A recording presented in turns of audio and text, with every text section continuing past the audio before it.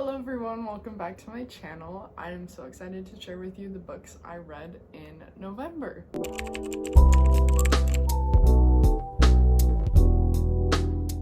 The Last Thing He Told Me by Laura Dave. It's been over a month since I read this because it's December now.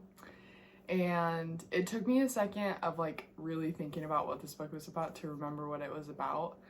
And the main characters are Hannah, she's the stepmom, Bailey is the stepdaughter, and Owen, who's the husband and dad.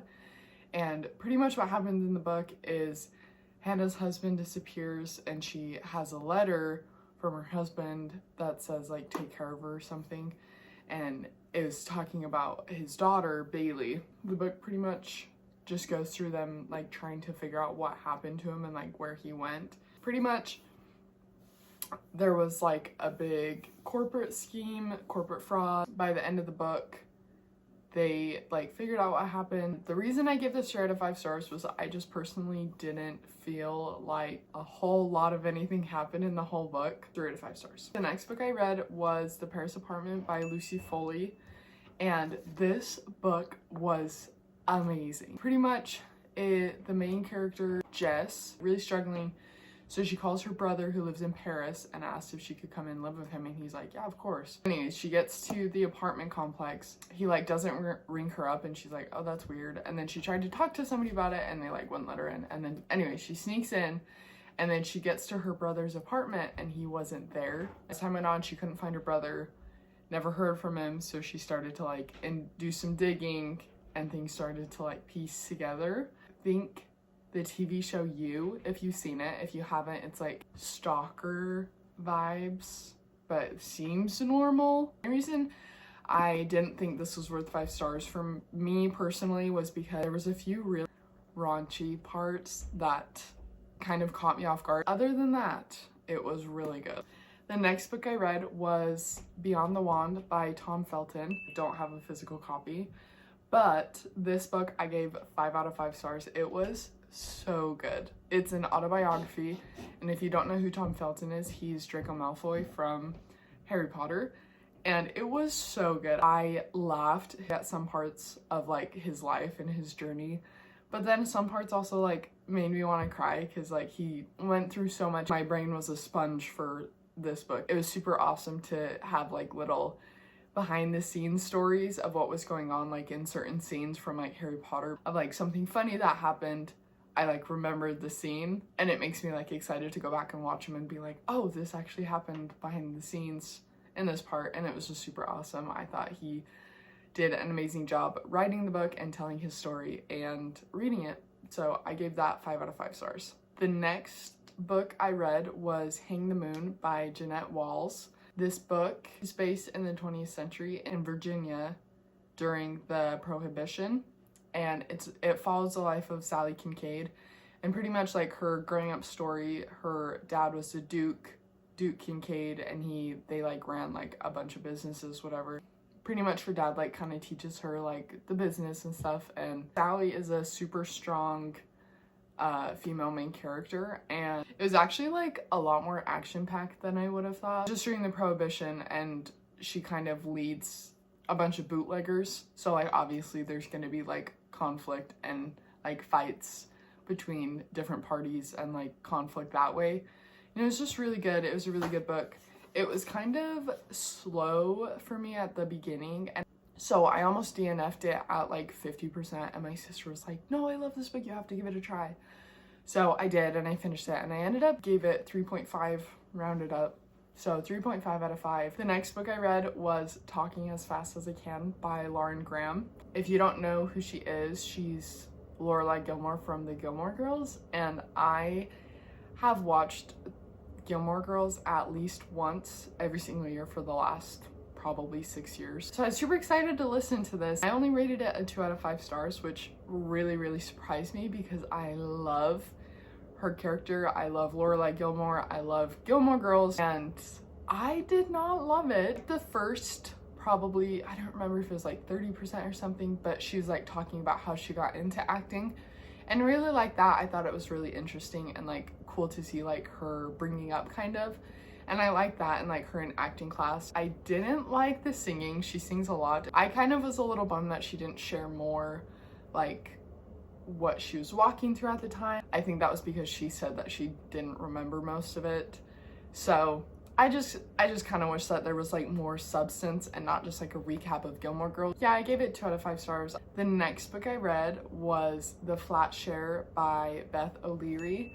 The main characters are Tiffy and Leon, and Leon is renting out his apartment part-time because he doesn't use it half of the time, and Tiffy needs a place to live because she had just broke up with her psycho ex.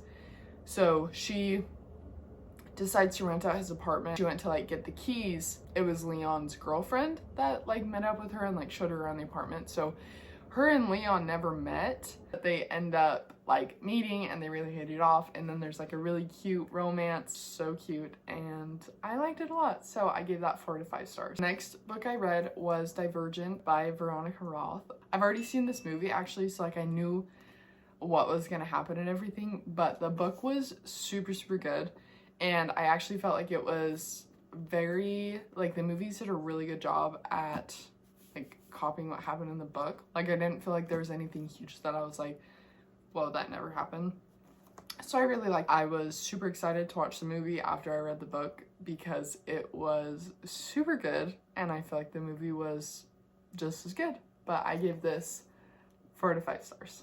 The next book I read was Hunger Games by Suzanne Collins. This was a nostalgia read for me. I haven't read it before, but like I grew up watching the movies, so like I've seen all of them. And anyway, so like I already knew what was gonna happen, but I was still like so in love with the book. Like I could not put it down. It was so good, and it was super fun for me to be able to like spot the differences between the book and the movie. So anyways, even if you've seen the movies, I definitely would recommend reading the book, because even though I've seen the movies over and over and over, I loved the book and I didn't feel like it took away from the movie at all. So I definitely recommend this. This was a 5 out of 5 stars for me. The next book I read was Twilight by Stephanie Meyer. This was a 3 out of 5 stars for me, and I genuinely think if I would have read this series when I was in middle school, maybe even high school, I think it would have been a 5 out of 5 stars for me.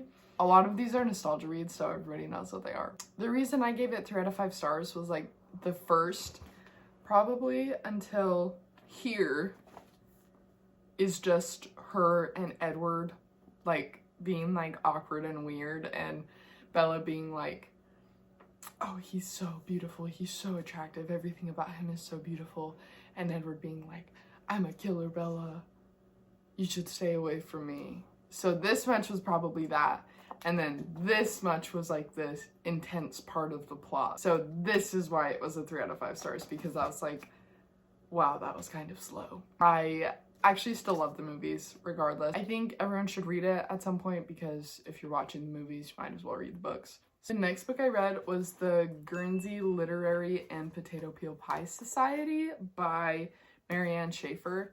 So pretty much this book is based off of the island of Guernsey during the German occupation in like 1946. And anyways, the main character is Juliet. She's a writer and she wants to write about like what happened. Saw a story from someone who lived on Guernsey. She started like writing and asking them questions about like what happened. First half was really slow for me because I didn't remember who everybody was. It was super touching once it got to the part where like she's actually on the island, and I felt like I could remember like the characters and what was going on. By the end I was like almost crying because it's just really sweet, and I really liked it. I gave this 3 out of 5 stars. The next book I read was My Grandmother Asked Me to Tell You She's Sorry by Fredrik Backman. And I loved this book so much more than I thought I would. Pretty much this book is about Elsa, and she struggles a lot at school, so her grandma is her best friend, and her grandma pretty much tries to make Elsa forget about like all the horrible things happening at school. From what I've heard about Fredrik Backman is his books make you laugh and cry. Like they're just so amazing. Like they're funny at parts, but then they're also really touching at parts. Elsa's grandma dies, and Elsa's grandma leaves her a bunch of letters to give to the people who live in the apartment, and they're letters like saying that she's sorry for things that she did. And pretty much Elsa goes throughout like meeting all these people in like the apartment and like getting to know everybody, and I kind of thought this was like a maybe like a young adult book, but it was not. Like, it was kind of talked about like a lot of heavy subjects, like she just pretty much gets to know everybody in the house, and every single person in the house has struggled with like such huge things in their life. And anyways, this book was seriously so amazing, and I loved it. I gave it 5 out of 5 stars. The last book I read in November was The Lucky One by Nicholas Sparks. This book pretty much follows Logan Thibault gets saved from the war because he found this picture of this girl, and his friend from the war keeps telling him that like, oh, this is a sign, like she's your guardian angel, like you have to meet her, like she's gonna change your life, whatever. So anyways, Logan finds Beth and Ben, her son, and anyways, he like starts working at the kennel. That is like a cute romance, but the reason I gave it 3 out of 5 stars is Beth's ex-husband Keith Clayton is disgusting. He's horrible. His chapters were really gross, and I skipped over most of them just because he was like the first chapter when Logan and Keith meet. It's because Keith was like spying on these naked girls in the woods, and it's just like icky stuff like that, and hearing about him talk about like women in like super demeaning and like graphic ways really grossed me out. So I just skipped all of his chapters. But other than that, Nicholas Sparks is amazing, and this book was amazing, as all of them are. I give it 3 out of 5 stars. Thank you so much for watching. Those were the 12 books that I read in November. I am super fortunate to be able to listen to books while I work, which is why I'm able to get through so many books in a month. If you have any book suggestions, please let me know. I hope you like this video, and if you like this video, please like and comment any book recommendations you have, because I am always happy to try new books of any genre. So I hope you all have a great day, and thank you so much for watching. Bye!